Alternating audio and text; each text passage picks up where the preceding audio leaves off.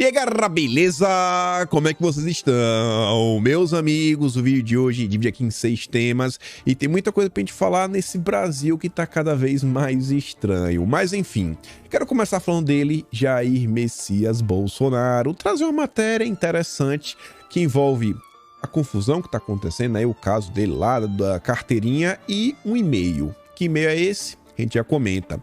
Quero também mostrar para vocês algumas notas que saíram falando sobre a repercussão do caso nas redes sociais. E eu acho até que confirma algumas coisas que nós já havíamos comentado.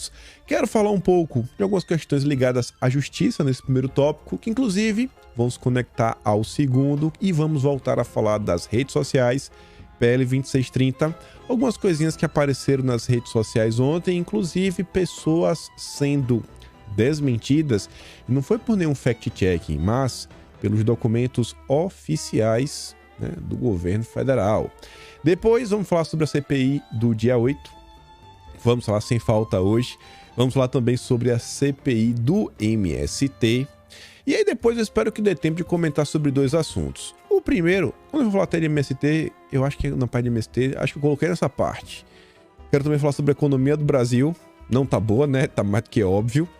Mas depois eu quero falar com vocês sobre controle e algumas coisas que estão acontecendo no Brasil e no mundo que eu acho que vale a pena prestar atenção e tem tudo a ver, inclusive, com o debate público, como é que as coisas estão sendo colocadas, que você vê que no Brasil as coisas estão cada vez mais baixas e, se der tempo, algumas notícias internacionais. Mas vamos que vamos, e vejam só, sendo bem direto ao ponto, olha essa manchete.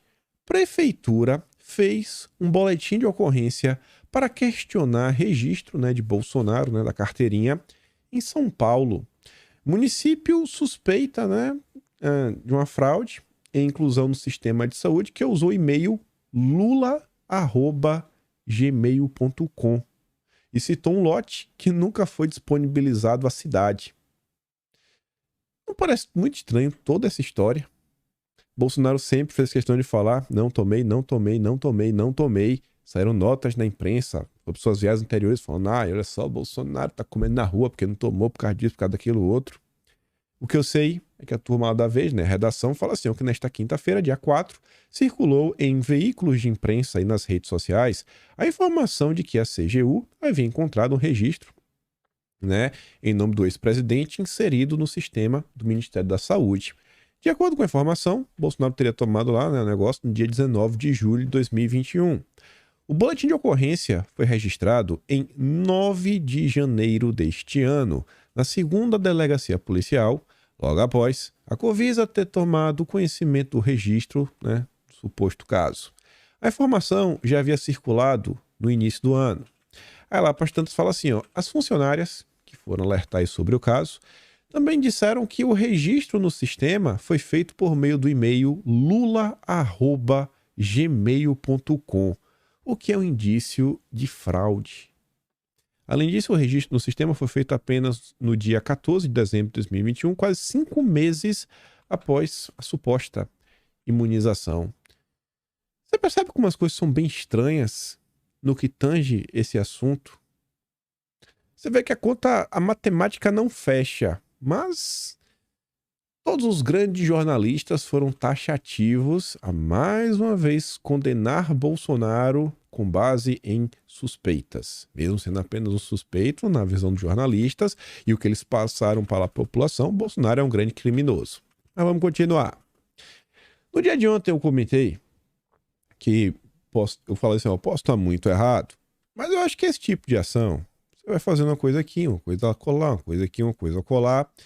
Eu falei, aquela ação com o Bolsonaro, eu acho que quem já está convertido de esquerda adorou, quem já é convertido de direita achou que não está muito certo, e quem estava no meio do caminho podia botar a mão na cabeça e falar, não sei, viu, acho que esse caminho aqui tá as coisas estão ficando meio complicadas. E aí a turma do Metrópolis disse que o Valdemar, do PL, calcula que Bolsonaro se fortalece com a operação. Aí diz que Bolsonaro contou toda a versão dele pro Valdemar, etc, tudo mais, ppp, tititi, e aí o Valdemar ouviu com atenção, né, e ao final, o Valdemar transmitiu a interlocutores a impressão de que a operação tende a fortalecer a imagem de Bolsonaro entre seus apoiadores. Os apoiadores de Jair Bolsonaro já exploram especialmente nas redes sociais, a ideia de que ele está sendo perseguido pelo governo do Dilma. Olha essa nota, no Metrópolis. Um jornal acima de qualquer suspeitas para falar algumas coisas sobre Bolsonaro, o Globo. Após essa nota do Metrópolis, olha ali o horário, ó, 7h46 da noite. Levantamento revela como o bolsonarismo tenta emplacar sua narrativa para justificar a ação da Polícia Federal. Aí a nota que saiu depois, a nota do Metrópolis, fala o seguinte, ó. As 25 buscas mais repetidas no Google nas últimas 24 horas revelam que apoiadores de Jair Bolsonaro estão tentando e, em alguma medida, estão conseguindo emplacar uma narrativa paralela. A Globo, né? O Globo está falando, ó, os apoiadores de Bolsonaro estão tentando e, em certa medida, estão conseguindo. Uma narrativa paralela, ou seja, uma narrativa que não se encaixa no que a Globo defende, etc, tudo mais. Na história alternativa, Bolsonaro, em vez de alvo da operação, teria, antes de tudo, inocentado pela PGR, que manifestou junto ao judiciário pelo indeferimento da busca e apreensão na casa do ex-presidente em Brasília. E a nota até diz, ó, a negativa do órgão é verdadeira, como se sabe, né? Mas em nada isenta Bolsonaro das suspeitas disso, daquilo, etc, tudo mais. Não, beleza, mas ele não tá condenado ainda, né? E já vi vários casos. Acho que quando vai com muita sede ao pote assim, contra Bolsonaro, normalmente a coisa acaba se revertendo. Ajuda a fortalecer a imagem dele perante a população. Saiu mais uma nota sobre o tema. Michele Bolsonaro teve 65% de menções positivas nas redes após a operação. Eu posso falar, né? São os números. São os números. Grande maioria, né? Falando de forma positiva. O tempo vai falar qual será o resultado final de tudo. A gente não sabe nem se Bolsonaro vai poder ser candidato ou não, se vai estar livre, se não vai. Torço pelo melhor, né? Pro nosso ex-presidente. Mas vamos acompanhar a situação. Nesse mar de caos, que é notícia ruim é trazer notícia ruim, né, no dia a dia. Quando você olha, você tenta colocar, às vezes, assim, a situação, né, um pouco mais longe, lá fora da caixinha, você vê que às vezes a esquerda pode estar escolhendo caminhos errados. Outra coisa que eu quero só destacar aqui, sem muito juízo de valor, só que eu achei muito interessante, né, compartilhar com vocês, no mínimo curioso. Bom, o prefeito de Brusque, em Santa Catarina, ele foi cassado e o Tribunal Superior Eleitoral também tornou o Luciano Hang, vocês conhecem aí da Havan, inelegível. Não acho que ele queira ser candidato, nem nada, nem precisa, mas tudo bem, tá inelegível já, para deixar claro. E aí, na ação, né, que foi protocolada, com os partidos de esquerda que se aliaram, inclusive, ao Podemos. Olha que interessante, né? Olha o que a esquerda apontou contra o Luciano Hang. Hang, ele tinha feito uma entrevista. Ele entrevistou funcionárias venezuelanas da Havan e recomendou que a comunidade de Brusque não votasse no 13. E aí a turma da esquerda não gostou disso e anexou aí, né, o pedido. A turma da esquerda também falou assim, ó, Hang também fez postagens entrevistando funcionários e fornecedores da Havan, em que diz que o desemprego foi plantado pelo PT e que o partido havia deixado um rastro de destruição. Dá pra vocês, né? Então, vejam só, Hang aí, a esquerda ficou, sabe, bem chateada. Como assim, rapaz? O Hang votou no... Criticou quem vota no 13, né? Falou, não vote no 13. Como assim o Hang criticou o PT? Falou que deixou um rastro de destruição. E aí, como ele apoiou o prefeito, né? Mais algumas coisas, não foi só isso daí. Tá inelegível e o prefeito tá cassado. Esse é o Brasil. É o Brasil que também teve a questão do Daniel Silveira. Temas polêmicos, né? Que desde o início. E aí, olha só. No final do vídeo ontem eu falei algumas coisinhas e eu acho que aqui reforça mais uma vez a maior corte do Brasil, corte mais alta desse país, formou maioria, para derrubar o indulto do Daniel Silveira. E essa corte, composta por 11 membros, nesse momento só tem 10, né? Um se aposentou. Mas dos 10 que estão lá, apenas 2 foram a favor de manter o indulto para o Daniel Silveira. Vocês conseguem adivinhar quem?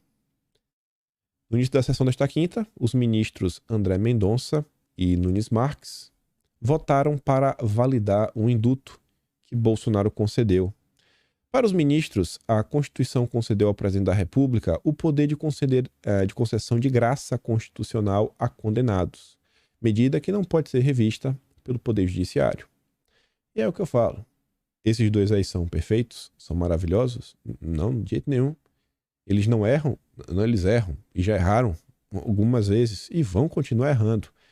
Mas, principalmente nessas votações que ganham mau destaque, vocês podem ver que normalmente o posicionamento deles, não estou falando se é certo ou errado, tende a divergir da maioria.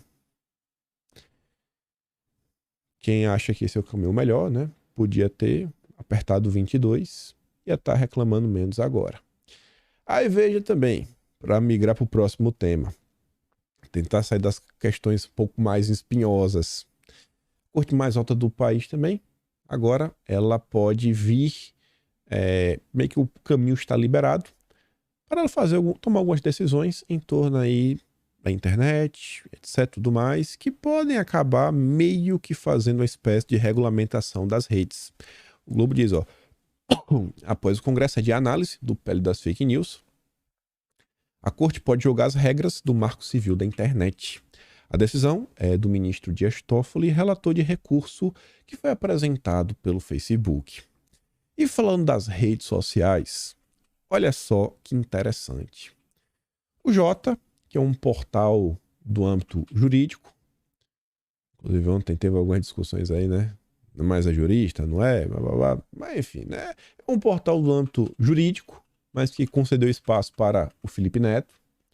Achei bem engraçado. O Jota, ele tem assim uma aproximação muito mais à esquerda. É tudo bem, não tem nenhum problema, só para escrever. Até por isso que o Felipe Neto está escrevendo lá. E aí, o que eu acho engraçado é o Reinaldo Azevedo compartilhando. Você vê essa triangulação sensacional, falando, este artigo de Felipe Neto tem de ser lido. Não se trata de um neófito ou de um abelhudo das redes. Já se definiu a liberdade como o exercício da vontade. Somos livres. A armadilha do autoplay nas redes sociais. Pronto. Agora, eles estão querendo proibir até o vídeo automático de rodar no teu celular. E segundo eles, as pessoas não têm condições de lidar com isso. Que o vídeo automático ele vem, ele começa a aparecer e você fica viciado, você tem que ficar passando para cima e você não tem capacidade de escolher o que você quer ou não quer assistir. E ele aponta problemas em diversos, sabe, plataformas, serviços, etc, tudo mais. Mas tu sabe o que eu acho interessante? A TV é o maior dos autoplays. Porque tu aperta o botão de ligar, meu amigo, ela não para nunca. Ela não para nunca, ela tá lá ligada o tempo todo. 24 horas. Mas o Felipe Neto tá preocupado, assim, tu passou... O autoplay é o seguinte, tu tá teu celular no computador, passando no Twitter, no Instagram, aí tu passou, aparece um vídeo. E aí o vídeo dá play sozinho. O Felipe Neto não quer. O Felipe Neto acha que isso é um grande problema e tem que pausar. Até isso, a turma acha que precisa de controle e regulamentação. Imagina com a PL 2630. Aí veja, um grande defensor do PL 2630 por parte do governo, o ministro da Justiça e Segurança Pública, o senhor Flávio Dino, subiu o tom contra a plataforma, o Telegram. E o Telegram também foi alvo aí da imprensa brasileira, né? A imprensa, às vezes, para cavar assim, a informação mais precisa, dá uma preguiça, né? Mas isso quando não interessa a eles. Quando interessa, aí eles fazem uma mega investigação. E a turma da Veja relata o seguinte, que o Telegram rebate Flávio Dino e diz que respondeu à Secretaria do Consumidor. Será que o Telegram apenas rebateu e disse, ou o Telegram fez ainda a mais? Vamos ver a nota. O ministro da Justiça e Segurança Pública, Flávio Dino, disse há 2 semanas que abriria um processo administrativo contra o Telegram, pois a decisão judicial, que dava 5 dias para informar os métodos usados contra ameaças de atentados e discurso de ódio, não haviam sido informados no prazo. A plataforma rebateu a afirmação nesta quinta-feira. Segundo a plataforma, será que é segundo o Telegram? Será que é só isso? Estou achando que essa matéria não está descrevendo o que realmente aconteceu. Google, Facebook, TikTok, Twitter, Kuai foram acionadas pela Secretaria Nacional do Consumidor em 13 de abril. Mas o Telegram não foi notificado nesta data para apresentar as informações. A empresa disse que só recebeu um e-mail. A empresa disse, será que a empresa que falou? Será que foi só isso? Recebeu um e-mail em 20 de abril, no mesmo dia das alegações de Dino, e enviou os dados no dia útil seguinte, dia 24 de abril. Será que só a empresa só disse, alegou, falou, segundo o Telegram, rebateu? Ou será que o Telegram apresentou algumas outras coisas, né, que tornam essas alegações muito mais robustas do que uma simples rebatida? Vamos dar uma olhada. Em seu perfil oficial no Twitter, no primeiro momento, o Telegram se dedicou aqui a construir essa linha do tempo. Colocaram ali as imagenzinhas, né? 13 de abril. Investigação iniciada pela Senacom envolvendo as plataformas Google, Facebook, TikTok, Twitter, Kawaii e Telegram. Ainda no dia 13, a Senacom solicita que o Google, Facebook, TikTok, Twitter e Kawaii forneçam informações, mas não o Telegram. 20 de abril. Aí coloca lá, notícias se espalham sobre o Ministério da Justiça, declara que o Telegram não respondeu o pedido, e papapá, e tititi. O Telegram responde ao e-mail confirmando o recebimento. Aí, dia 20, a Senacom enviou um e-mail solicitando que o Telegram forneça informações. Nenhuma outra notificação foi enviada anteriormente. 24 de abril, próximo dia útil, o Telegram responde. Se o Telegram tivesse postado apenas isso daqui, que em tese é a explicação dele, realmente seria rebater alegações, segundo o Telegram, etc. e tudo mais. Que até diz, o Telegram respondeu à solicitação da Senacom, 1 dia útil, etc. tudo mais. Só que, eu queria saber como é que os jornalistas do Brasil se reportam a isto daqui. Você não está conseguindo ver, mas a gente vai dar um zoom. Temos 3 documentos oficiais que podem ser autenticados no portal do SEI. Documentos oficiais, né, do governo brasileiro. 1, 2, 3. O que cada um deles diz? Vamos para o primeiro. Olha só, rapaz. E esses documentos oficiais, você pode ver, eles possuem o dia, a hora, quem assinou, né, que tem assinatura eletrônica, código verificador, tem o CRC, QR Code, o site para checar, tem tudo.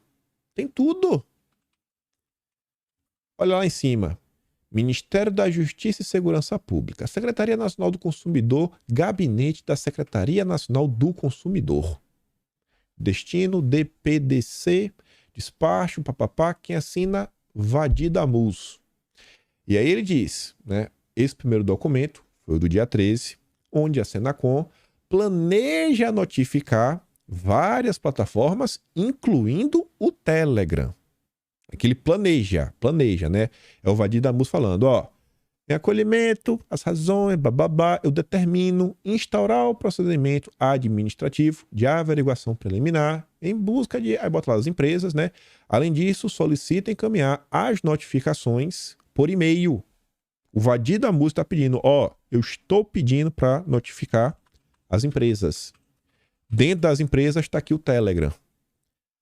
Segundo documento. Esse daqui já é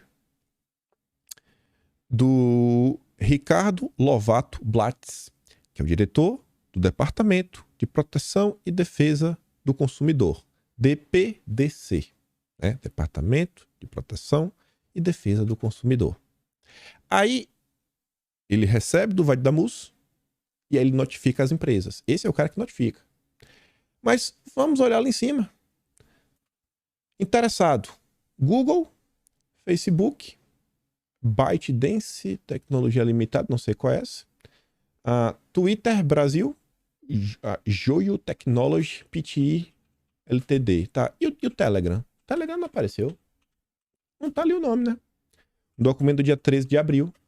Solicite expedição, notificação 1, 2, 3, 4 e 5 aos interessados com aviso de recebimento. Com aviso de recebimento, né? E aí, avisa aí que recebeu. Mas não tá o Telegram. Aí, olha só agora. Só no dia 20 de abril, segundo o documento oficial, agora o nome do Telegram aparece, ó. Ó, Telegram Messenger. Tendo em vista a urgência do caso, solicito a expedição dos notificação 6. Opa! Aqui só ia até a notificação 5. Vamos ver? 1, 2, 3, 4, 5 empresas. Aqui em cima só tinham 5 empresas, 5 notificações. Agora aparece o Telegram, a 6ª notificação. Ricardo Lovato Blatz, diretor do Departamento de Proteção e Defesa do Consumidor. Olha o dia, 20 de abril de 2023, às 2h06. E aí, com base em informações erradas, a imprensa brasileira, e não é pela primeira vez, está fazendo diversas acusações contra uma plataforma. Isso é bem complicado porque você começa a gerar um clima de animosidade. Você começa a gerar uma sensação de, sabe, que é como se fosse um aplicativo que os donos são quase que criminosos. Olha tudo que está sendo pautado no Brasil. Está sendo utilizado, inclusive este caso foi utilizado pela imprensa, o caso do Telegram, para falar que a internet é uma terra sem lei, que não dá mais, para aceitar que aplicativos, que plataformas, que empresas, que tititi, que tei, fiquem aí operando às margens da lei brasileira. Mas você vê, gente, que no final do dia o pessoal comeu mosca. Essa é a turma que quer regulamentar a internet.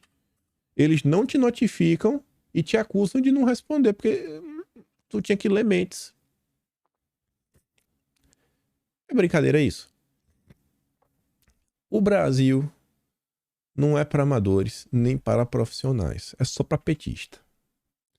Aí veja aqui, né, o Brasil do PT. Onde é que tá o Lula? Resolvendo os problemas econômicos do país? Não. Tá lidando aí com, sei lá, segurança pública, que até agora eu desconheço alguma proposta. Tem segurança online, né, para as redes sociais, mas segurança pública, como vai combater a galera aí que tá nos morros, milícia, etc, tudo mais. Aí não tem nada. Mas não, o Lula tá já programando a sua 5ª viagem internacional em 4 meses, mesmo que só faz passear. Só faz passear. Só que engraçado essa viagem de agora é que não vai levar ninguém, nenhum ministro. E por quê? Porque ele tá vendo que a coisa não tá andando, não está saindo do papel. Hoje é dia 5 de maio de 2023. Hoje é 125º dia do governo. 125 dias de desgoverno e nada avançou. Nada. Tanto que, no dia de ontem, o Lula deu uma alfinetadinha no Padilha, falando, não, o Padilha montou esse grupo sensacional, o Conselhão, mas espero que na Câmara ele consiga fazer algo igual, que não está sendo do papel. Padilha sendo criticado, assim, de forma aberta pelo Lira, por parlamentares.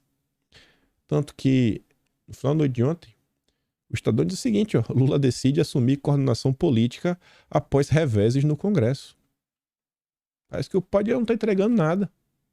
125 dias, 10 bilhões de emendas liberado, todo o apoio da Rede Globo, da Folha, do Estadão, do Felipe Neto, faz o que quer, da cambalhota, alguns outros setores, né, do establishment de Brasil também apoio do governo e ele não consegue vencer.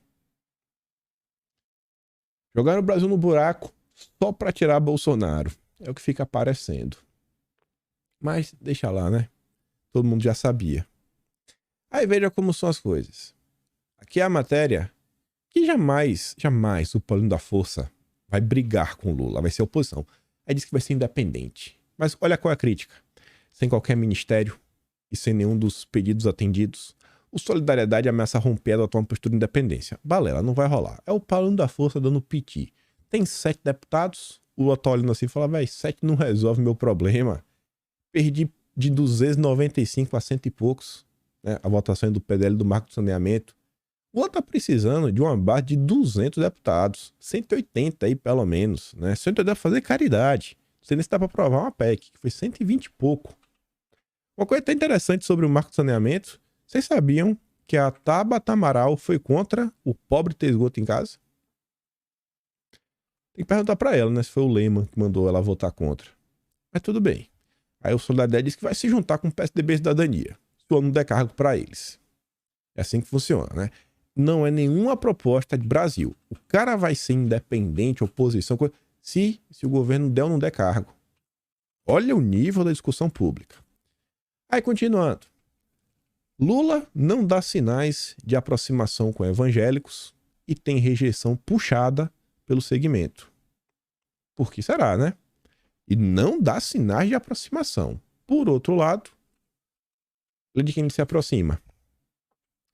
O conselhão do Lula tem presidente do B3, do Itaú, Bradesco, Lula, né, o pai dos pobres, que vai combater a burguesia, né? Tá bom. Na de finanças, Cristina do Nubank e até o Felipe Neto. Ora, Luísa Trajano, Febraban, Josué Gomes, só a nata do Brasil. Só os melhores dos melhores dos melhores. O Alfredo Vaz também tá. Graças a Deus que na minha família ninguém é muito inteligente para poder ser membro do conselhão, né? Um grande empresário. Todo mundo é orelha seca. Tudo na vida é questão de prioridades. Rubens Ometo também tá aí. Ah, só os jogadores da Champions League. Aí você vê. Enquanto fica aí, não, tem o meu grupo, olha só. Tentando, sabe, vender um castelo de areia. Quando você olha para a realidade, o que é que realmente está acontecendo? Para fora dos olhares da Rede Globo, CNC. Fatia de inadimplentes sem condição de quitar dívidas em abril é a maior em mais de 2 anos. As pessoas não estão conseguindo pagar suas dívidas. Renner fecha 20 lojas durante o primeiro trimestre em meio à redução de lucro. Foram encerradas 13 operações da Camicado, 4 da marca Renner e 3 da Yukon. Enquanto o Dilma tenta vender um castelo de areia, sinais de economia mais fraca derrubam o indicador antecedente de emprego, diz a FGV Ibre. No entendimento do técnico, somente quando os empresários perceberem aumento sustentável e crescente da demanda interna, seria possível arranque maior do emprego no país. O que vocês acham que os empresários estão vendo? Perseguição? Ou estão vendo um cenário maravilhoso, sensacional, que tudo vai dar certo, que o crédito está cada vez mais barato, que os juros estão mais baratos, que o Brasil está seguindo assim uma linha com mínimo de responsabilidade em seus gastos, com tendências, né, de desinchar o tamanho do Estado, de reduzir impostos? Deve ser essa ala, né? Não, é porque o empresariado é revanchista. Os empresários são bolsonaristas, deve ser por causa disso, né? Aí ninguém quer investir mais no Brasil. Fora da cidade cenográfica, da Rede Globo, o Castelo de Areia, ele não existe. É isso aqui, ó. E o povo tá sentindo na pele. Aí, por outro lado, o consórcio e a turma woke já tem até uma narrativa. Mas quando der errado, não é porque o Lula errou na condução econômica. Foram choques climáticos. Ó, eles podem empurrar até 3 milhões de brasileiros para a pobreza extrema, gente. Tá vendo como são as coisas? Mas não se engane. Nem tudo está perdido. O Brasil tem como dar a volta por cima. Ele até fala o seguinte, né? Isso aqui é um relatório do Banco Mundial. O Brasil é um grande emissor de gás do efeito estufa. Não porque usa combustíveis sujos, mas porque o Brasil continua cortando florestas para extrair madeira e também porque o Brasil está a expandir a agricultura. Se a gente parar de expandir a agricultura brasileira, de gerar riqueza, gerar trabalho, né, de produzir comida, né, o Brasil pode dar certo. As pessoas estão entrando, né, para a extrema pobreza porque a agricultura está expandindo. Veja só como são as coisas, né? Relatório do Banco Mundial. Enquanto tá todo mundo aí nessa gritaria de Bolsonaro, 2630 e tudo mais, tem alguns outros assuntos nos próximos dias que eu acho que vão meio que dividir muitas opiniões. Talvez possa ganhar bastante espaço nos holofotes da imprensa, né? Um deles é a CPMI do dia 8. Aí veja, a Comissão de Inteligência pede fim do sigilo de relatório da ABIN sobre o dia 8 de janeiro. Comentamos nos últimos dias, pelo menos umas 2, 3 notas da Folha de São Paulo, onde ela sai listando, né, documentos que a Folha teve acesso, de quem, para quem, o dia, o horário, o conteúdo, que traz algumas informações bem relevantes, né, do que, por exemplo, os informes que o Gonçalves Dias teria recebido em seu celular e mais algumas coisas. A gente já comentou sobre isso. E aí, esses documentos, a Folha de São Paulo falava que quem tinha conseguido acesso foi essa comissão, a CCAI, que é a Comissão Mista de Controle das Atividades de Inteligência. E aí tiveram acesso, eles pediram esses documentos como um todo, se não me engano, dias depois, provavelmente, sei lá, entre dia 15 e dia 20 de janeiro. E eles tiveram acesso a gama de documentos. E aí agora, a comissão diz que vai pedir à ABIN que derrube o sigilo dos relatórios sobre as invasões. A decisão foi aprovada na primeira reunião do colegiado, que ocorreu na terça-feira, dia 2. O encontro foi fechado apenas para os deputados e senadores que integram a comissão mista, sem cobertura da imprensa. Aí, também fala o seguinte: integrantes do colegiado relataram à coluna que o requerimento pedindo o fim do sigilo foi aprovado de forma consensual. Segundo parlamentares membros da comissão, os relatórios dão detalhes sobre quais as informações os membros do governo tinham antes das invasões do dia 8 e que autoridades as receberam. Aí na segunda terça, eles também aprovaram o convite para o Rui Costa ser ouvido, né, em sessão privada. Outro convidado será indicado por Lula para chefiar a ABIN, Luiz Fernando Corrêa. A Veja, no dia de ontem, trouxe mais algumas informações sobre essa situação aí da CCAI e fala assim: Rui Costa será questionado sobre possíveis omissões nos atos. Essa sessão que será privada, e que teve aí já, né, o dia marcado, dia 17, o Paulo Alexandre Barbosa, que é um deputado PSDB de São Paulo e é o presidente da comissão, disse que assim, ó, queremos esclarecimentos sobre as medidas adotadas e as responsabilidades sobre o ato do dia 8.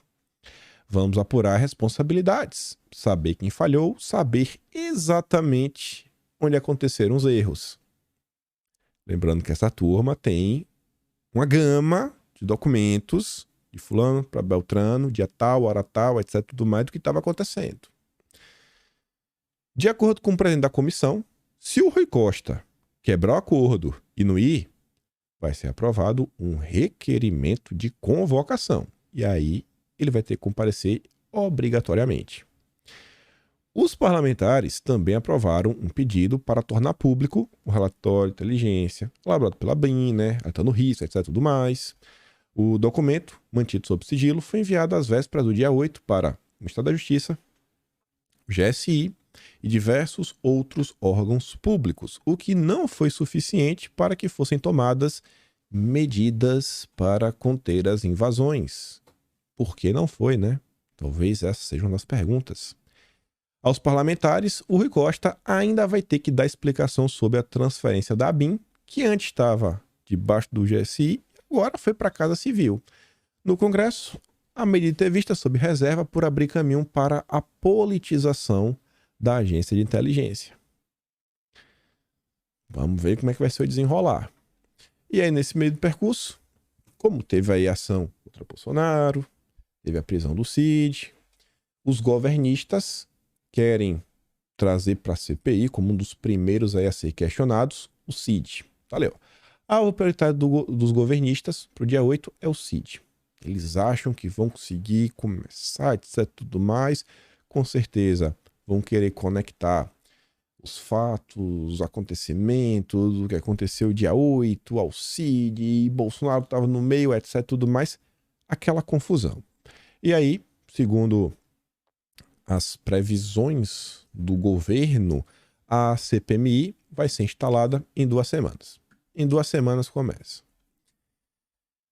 No dia de ontem, eu tinha comentado com vocês, não deu para comentar no vídeo de ontem, que tinha sido publicada uma análise feita pela esquerda. Não peguei aqui o nome da senhorita, mas ela já fez parte de administrações petistas. Essa é a manchete, né? São no Brasil 247. Ela fez essa análise lá e eu acho que é relevante a gente dar uma olhada.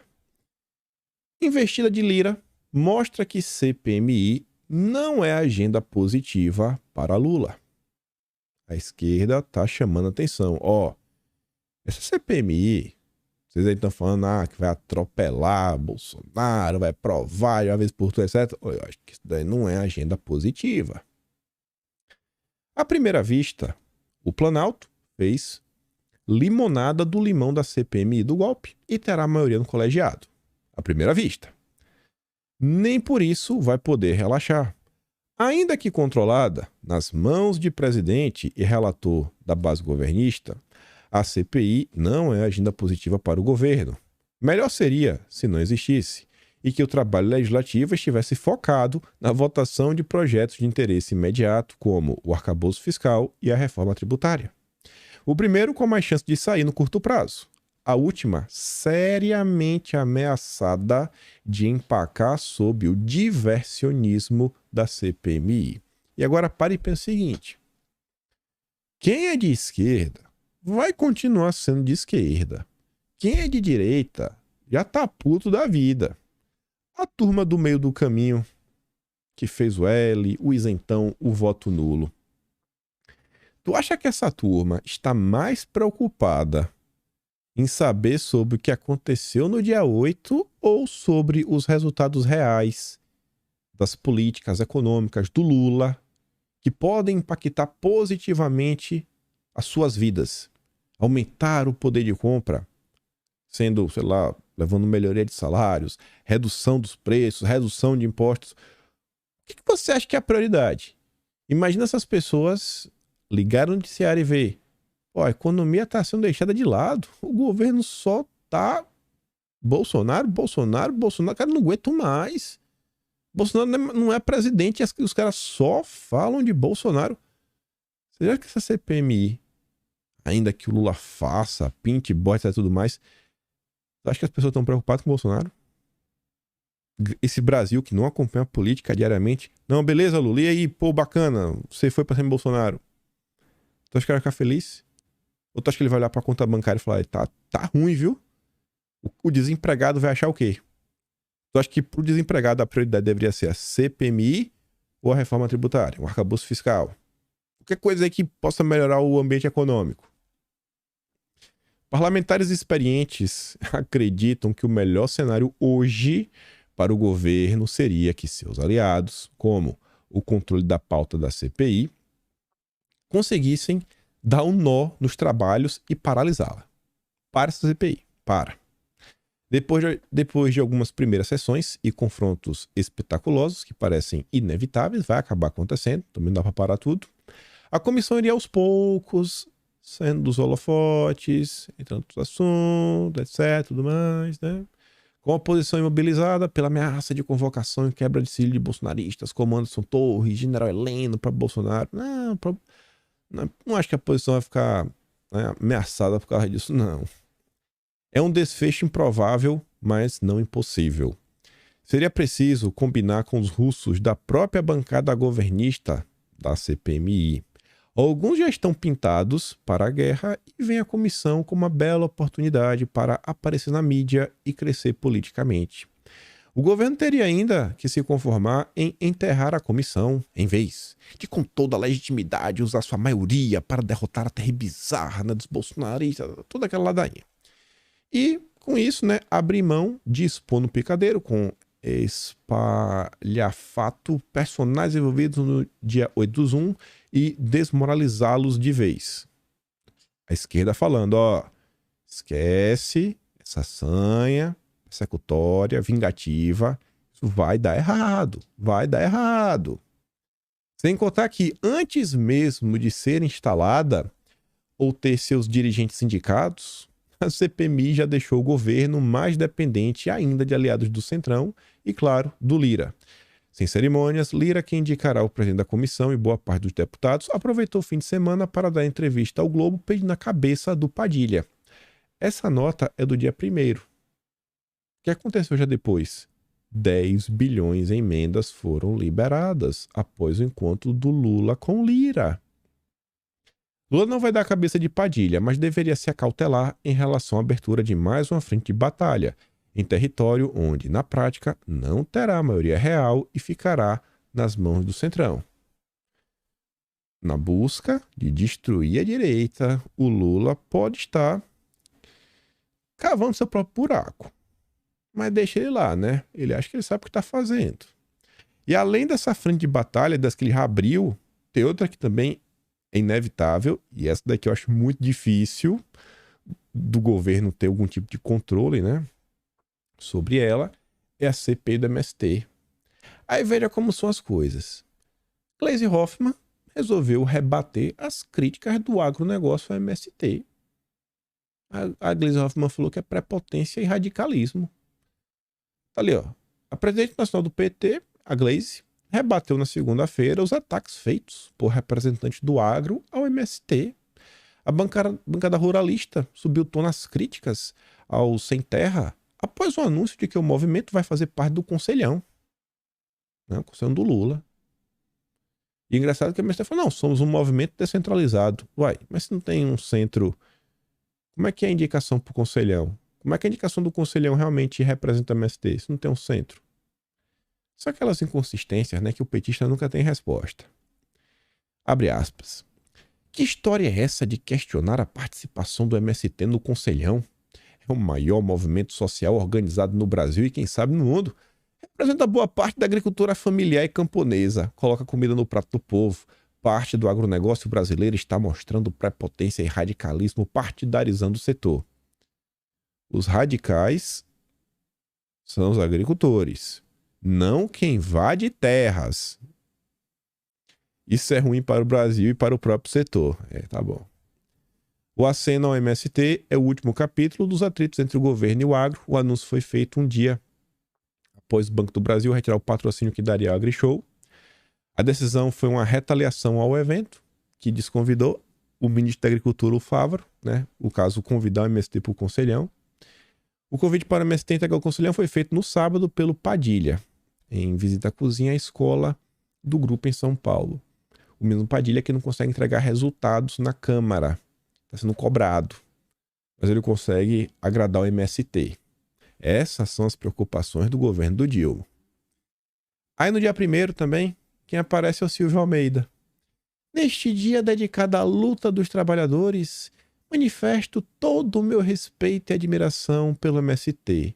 Trata-se de um dos maiores, meu Deus, dos mais importantes movimentos sociais da história do Brasil e que reivindica o cumprimento do mandamento constitucional pela reforma agrária. Essas são as preocupações em relação ao agronegócio. Aí veja, eu tô falando. O Dilma, eu acho que ele vai ter problemas na CPMI do MST, CPI do MST. Bolsonarismo domina a cúpula, que vai mirar quem banca os movimentos. O Salles está sendo cotado aí para ser o relator e diz que quando tiver abuso do MST, tem que se defender. Não, calma. Vou contar para você, lembrei agora. Lembrei porque eu coloquei, eu já sabia que havia algo depois. Tá, tem aqui, ó, pronto. Diante da CPI do MST, o governo já tá falando que não, tô de boa. Não, tô de boa, não preciso de ajuda não. O MST? O MST sabe se virar. Não temos, sabe, nada o que temer. O MST não faz nada de errado. Essa é a narrativa do governo, né? Para vender para os outros. Acredita quem quiser. Isso que eles falam publicamente. Aí o que é que você vê? Conforme estamos nos aproximando, pelo início da CPI, o governo já acionou a sua SECOM extraoficial, a Globo News. Aí a Andréa Sadi, ela já começou a soltar algumas notas, né? Ela foi lá conversar com o Salles, só para ter desculpa, para falar que tinha informação nova. E aí, essa nota é da Andréa Sadi. E aí, o que ela faz questão de frisar é o passado do Ricardo Salles. Como ele é um cara complicado e parcial para falar sobre o MST. Tanto que, olha o que está no subtítulo. Ex-ministro do Meio Ambiente de Bolsonaro disse ao blog que quando tiver abuso do MST, tem que se defender usando armas. O blog perguntou a Salles a respeito de sua defesa em 2018 de um panfleto pedindo votos no qual associava armas de fogo e munições à tolerância zero com o MST. Ele disse que nunca defendeu receber ninguém a bala. Você tá vendo? O governo disse, não, estamos de boa, não precisamos de ajuda. Isso é o discurso. Na prática, já colocou a Globo News em campo. Esse é o André Sadi. Aí depois vem um Globo só para reforçar, né? Ó, cotado para ser o relator, o Salles. O Salles já defendeu a bala, viu? O Salles falou que não. Mas eu disse que disse. A Globo falou que sim. O Dion falou que tá tudo bem com a CPI do MST, mas o MST vai ter ajuda de força-tarefa de advogados para enfrentar as investigações. Quem? O grupo Prerrogativas. Mas tá de boa. Não, tá de boa, não. Nem vou me preocupar. Só pedir ajuda pra Globo e pro Prerrogativas. Pra imprensa e pro jurídico. Quem tem boca fala o que quer. Ainda pra falar do MST, Boitempo e MST farão festa de aniversário para discutir obra de Marx em São Paulo. Essas são as prioridades e o que é discutido no Brasil. E mais uma recompensazinha por tudo que o MST faz em prol da população, né? Você vê, ó, assentado do MST assume unidade do INCRA de Petrolina. Nomeação de um integrante do movimento é apontada como um sinal de diálogo do governo. Olha, o governo está disposto a dialogar. Rapaz, se a Folha de São Paulo não contasse, eu não sabia. Eu não ia saber. Eu que achava que o governo queria reprimir o MST. Quem poderia imaginar? Faz parte até do conselhão. Não. Realmente é um sinal de diálogo. E o cidadão foi apontado aí, né? Nomeado. Ele é um militante do MST há mais de 30 anos. As discussões no Brasil, as nomeações, deixaram realmente de ser por critérios técnicos, para ser por critérios, né? Não sei nem o que falar, né? Justiça social. Ele tem 30 anos no MST, rapaz. Finalmente ganhou espaço. Brasil. Ao longo aqui do vídeo, em alguns momentos, como isso aqui, eu falei, ó, olha quais são as discussões internas do nosso país. E eu não tava falando sobre isso à toa. Tem umas coisas que dói ver. Você fala assim, meu Deus, onde foi que erramos? E o que eu quero falar sobre isso? Vamos continuar nossa construção. Tava eu passando ontem lá no Twitter, e eu vi essa postagem aqui, né, do Diego Garcia, onde ele trouxe uma nota que eu acho que até do Carta Capital, tá me parecendo aqui a estética, eu não fui checar, que fala assim, após Pix, bancos deixarão de oferecer transferências em DOC e TED. Segundo a Federação Brasileira de Bancos, o prazo para encerramento das operações é 29 de fevereiro de 2024. Passou isso daí, não vai ter mais, é tudo Pix. Aí o Diego fala o seguinte, que o Pix é o projeto piloto do caminho por onde as CBDCs vão trafegar. O que é isso daí, né? Seriam Central Bank Digital Coin, ou seja, moeda digital, as moedas digitais, né, no plural, que tem um Szinho aqui, dos bancos centrais. Ele está falando que o Pix é o projeto piloto da moeda digital dos bancos centrais, né? Que vão trafegar. Depois que acabarem com dinheiro físico, você nem vai precisar declarar imposto. O governo vai dizer, eu acho que você me deve X e vai retirar o dinheiro de sua conta. Sejam bem-vindos.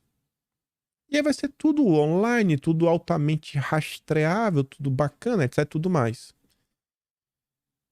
Por que eu quis trazer isso daqui?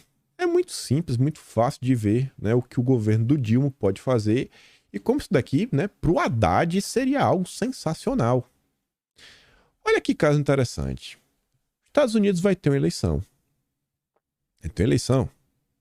Um cara que tá relativamente cotado, né, com alguma chancezinha aqui mínima e vem ganhando espaço no debate público. E ele disputaria, no caso, as primárias contra o Biden, e aí caso ele vencesse, ele iria realmente na disputa esquerda-direita, ou seja, um cara que em tese está mais à esquerda é o Kennedy Jr., né? Robert F. Kennedy Jr. Olha o que ele estava comentando no dia de ontem.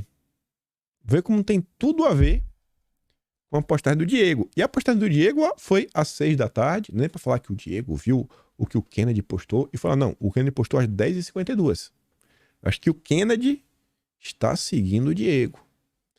Ele fala assim, ó, a censura financeira de inimigos políticos é algo que estamos acostumados a ver em regimes autoritários. Vamos perseguir, a gente não, vamos tirar o dinheiro deles.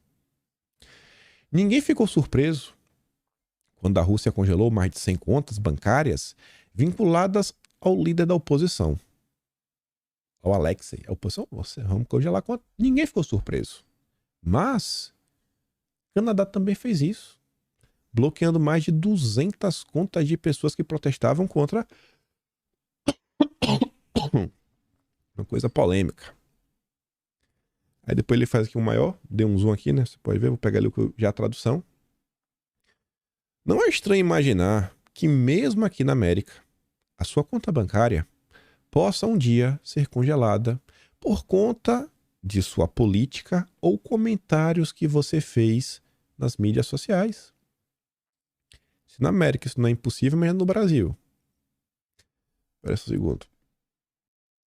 Aí ele diz, ó, afinal, em 2010, PayPal, Visa, Mastercard suspenderam o Wikileaks a pedido do Departamento de Estado dos Estados Unidos. O GoFundMe bloqueou conta dos Estados Unidos de enviar fundos para caminhoneiros canadenses e planejou doar o dinheiro para suas próprias instituições de caridade preferidas, recuando apenas quando confrontado com o processo. Isso foi durante a pandemia. O PayPal modificou sua política de uso aceitável para multar os usuários em $2.500 por espalhar o que eles consideravam desinformação. Uma mudança que eles rescindiram sob pressão.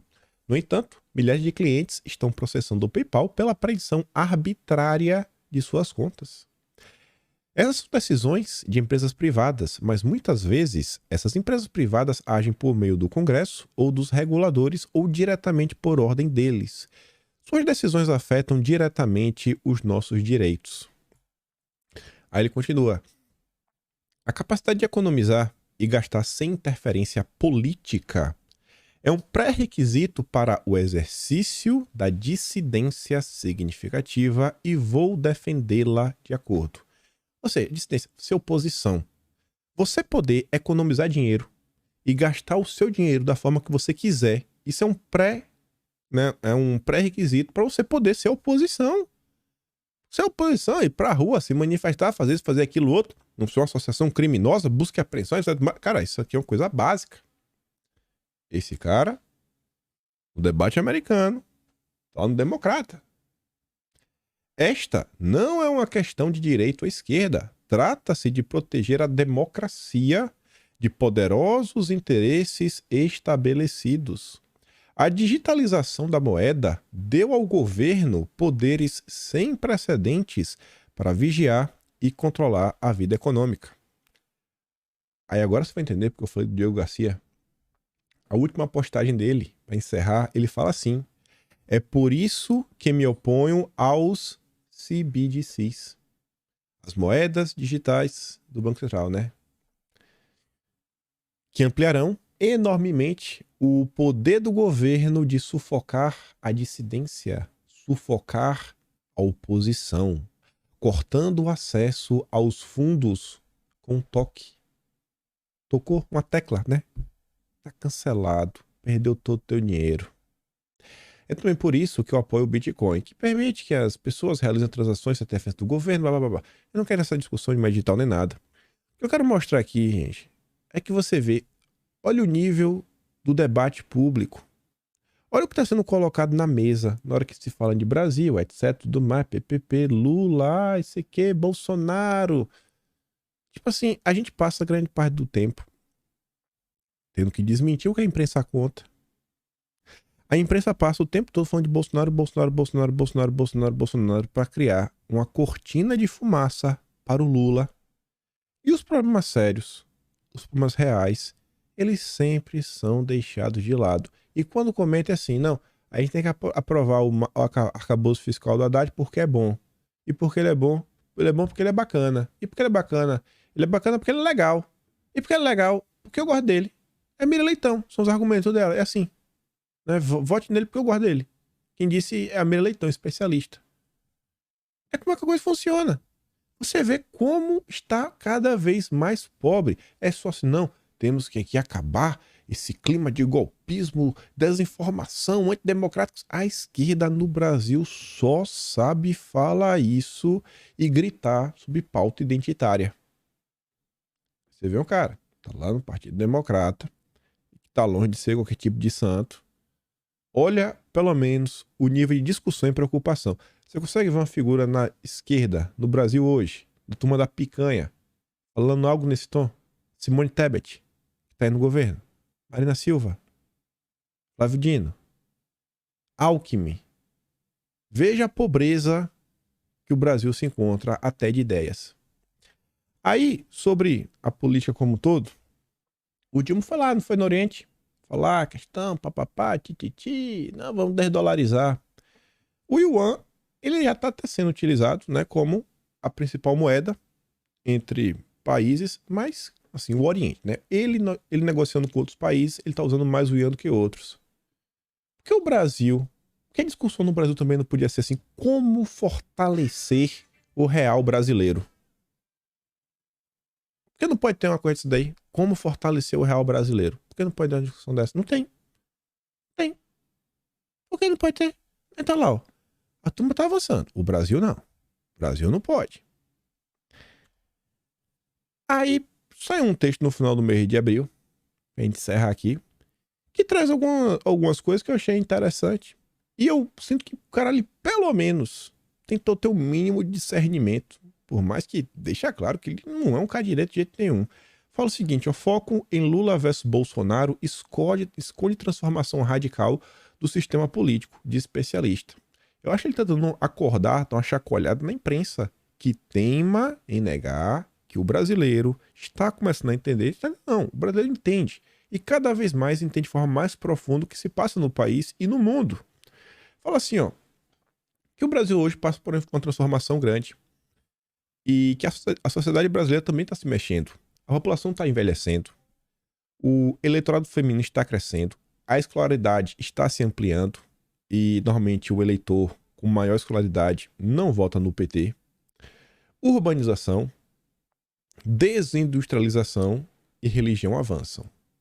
O eleitor religioso, né, também não gosta muito do PT, não.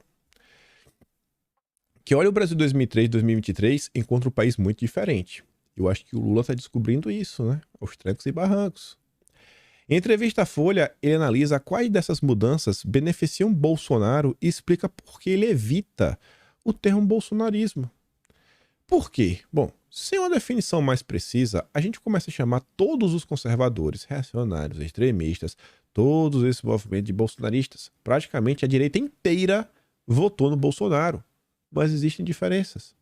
Eu tento evitar o termo bolsonarismo e pensar o Bolsonaro como uma liderança carismática.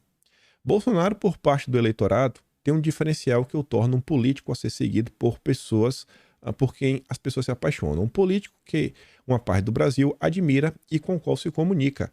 Mas não temos um corpo teórico mínimo para chamar de bolsonarismo, o que existe para além da pessoa física.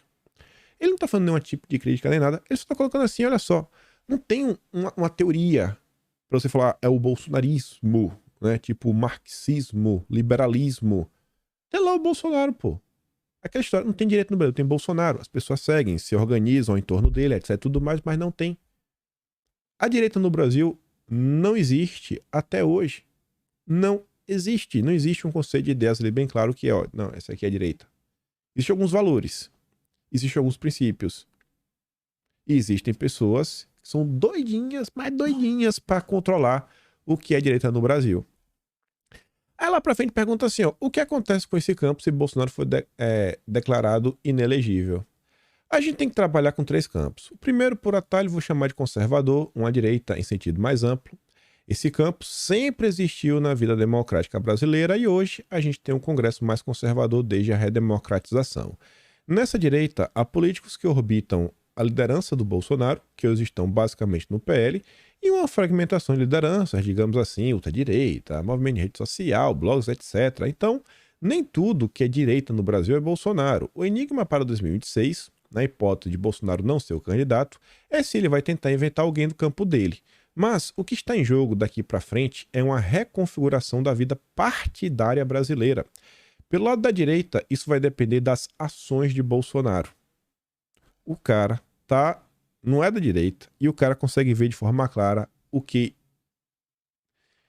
sei lá, grupos como o MBL tentam negar, né, e tentam impedir a todo custo que Bolsonaro continue, pelo menos, dando a direção. Tem uma turma que quer jogar Bolsonaro dentro do buraco. Fala assim, esse cara serve mais pra nada. É inútil. Atrapalhou, é um fraco, é um covarde, é um burro, é um inapto.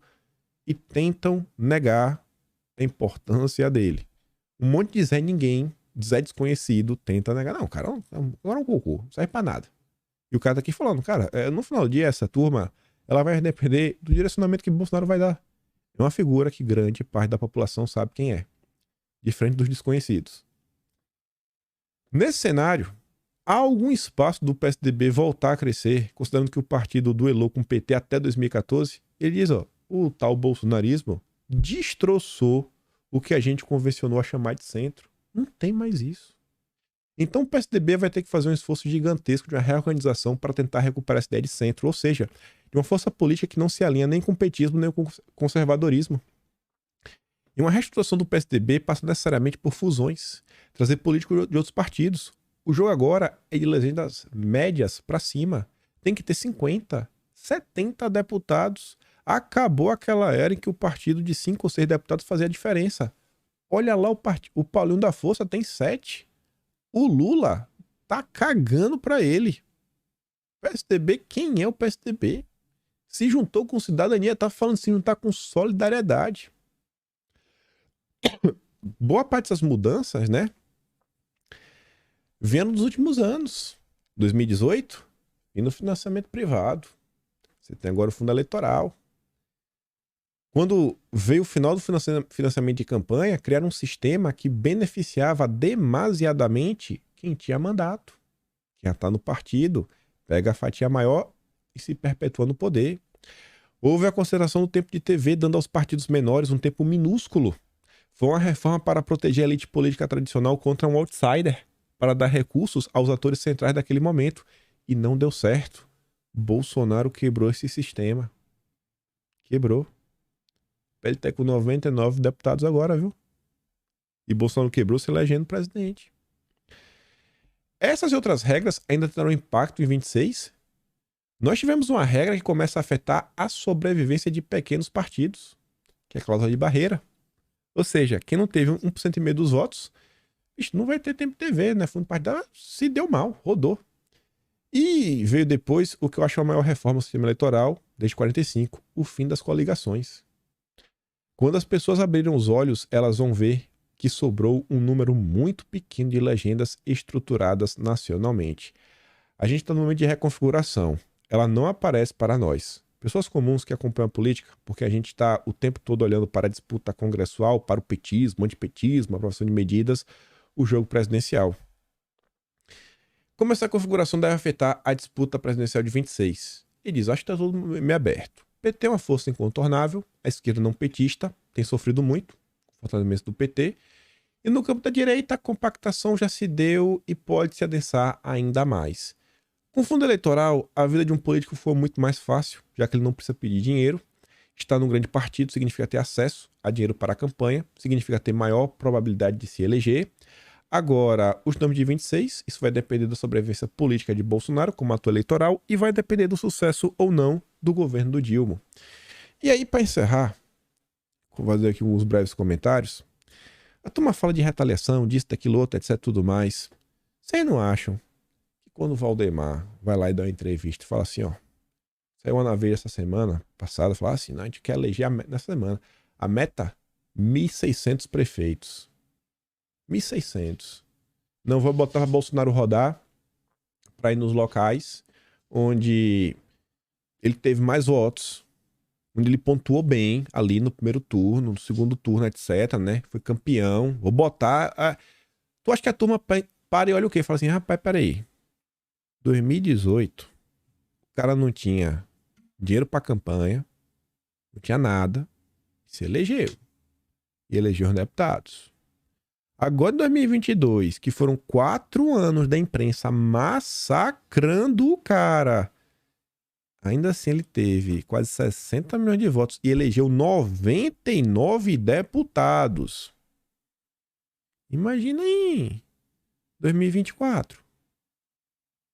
Tendo um tempo mínimo, porque até Bolsonaro se filiou quando no PL?